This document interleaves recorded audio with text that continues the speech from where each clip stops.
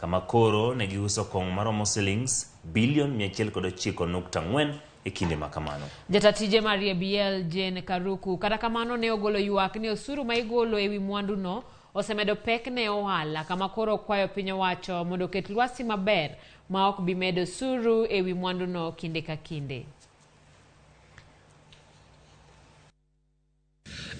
We had great growth in the last 12 months, 22% up on volume, 27% to 109 billion for the year, and the profit, good profit. I think we are very happy with this profit, 124% growth versus last year, 15.6 billion shillings.